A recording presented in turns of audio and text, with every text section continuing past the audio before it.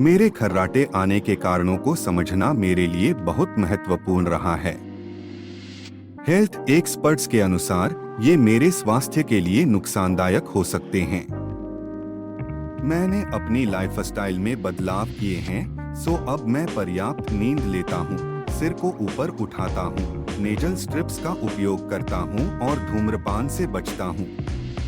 इसके अलावा गर्म दूध में हल्दी पाउडर मिलाकर पीने से मेरी खर्राटों की समस्या दूर हो गई है।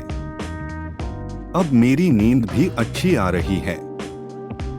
तो दोस्तों, खर्राटों से छुटकारा पाने के लिए आप भी इन उपायों को आजमाएं।